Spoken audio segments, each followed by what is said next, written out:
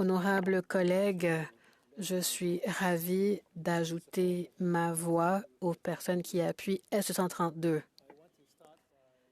Pour commencer, j'aimerais vous rappeler, honorables collègues, qu'il y a eu une crise de santé publique qui perdure depuis 7 ans et qui ne s'atténue pas.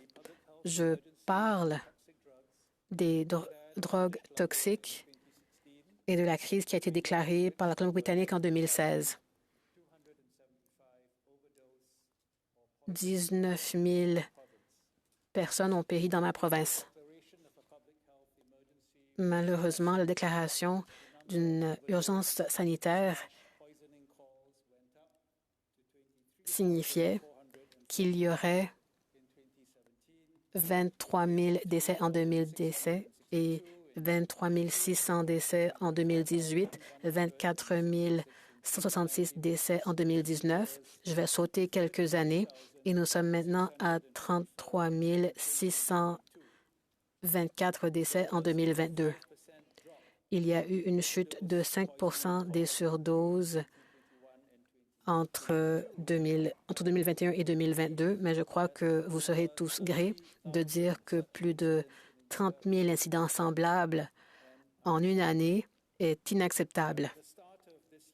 Au début de l'année, Santé Canada a accordé une exemption en vertu de la loi sur les substances contrôlées à la Colombie-Britannique entre le 31 janvier 2023 au 31 janvier 2026 pour que les adultes dans la province ne soient pas assujettis à des accusations criminelles pour simple possession de certaines drogues illégales.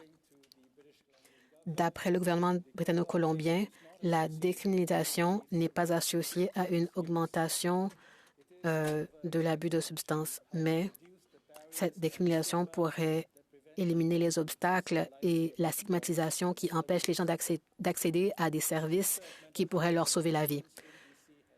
Le ministre de la Santé mentale et des dépendances de la Colombie-Britannique dit qu'il n'y a aucune donnée qui suggère que la décriminalisation de la possession de 225 grammes ou moins de substances pour les adultes de 18 ans ou plus est menée à une augmentation de la consommation de substances illicites dans les espaces publics. Tel que mentionné un peu plus tôt, cette exemption est entrée en vigueur à la fin du mois de janvier de cette année et sera en vigueur pendant 3 ans. Cet exemple de ma province, la Colombie-Britannique, me convainc que je devrais appuyer le projet de loi de la sénatrice Boniface pour décriminaliser certaines substances illégales.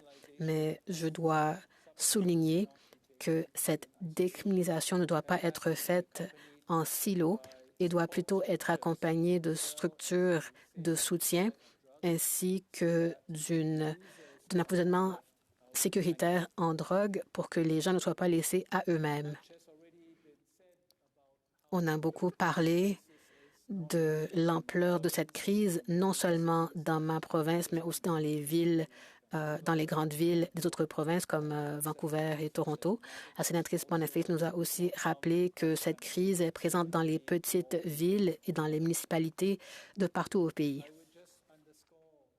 J'aimerais souligner que les troubles liés aux substances sont un enjeu sanitaire et non un enjeu criminel.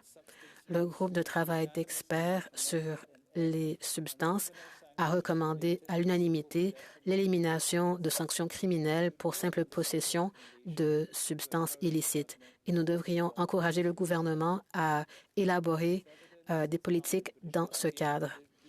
Les preuves démontrent que cette décriminalisation en Colombie-Britannique a été une manière efficace de réduire les torts en santé publique qui sont liés à l'abus de substances. Il y a cependant un besoin pour des sanctions criminelles et il faut aussi fournir des accès à des programmes de diversion. Les programmes de diversion permettent d'avoir un impact positif dans la communauté et réduisent le récidivisme, les crimes connexes et augmentent et améliorent les retombées sociales et en santé. Et je viens de réciter le préambule du projet de loi de la sénatrice Boniface, mais je suis d'accord de tout cœur avec toutes ces déclarations. Ce dossier est à l'étude depuis 2021. Je crois qu'il y a déjà eu 5 ou 6 personnes qui ont pris la parole sur ce sujet. Il est temps d'envoyer ce dossier en comité pour qu'il soit étudié en profondeur. Il existe une urgence sanitaire au pays en ce moment et cette crise ne disparaîtra pas d'elle-même. Nous ne pouvons pas simplement espérer qu'elle disparaisse. Nous devons prendre des mesures et utiliser de nouvelles approches pour éliminer ce problème diabolique. Et sur ce, Votre Honneur, je conclus mon discours et je vous encourage tous à envoyer ce projet de loi à l'étude aussi rapidement que possible. Merci.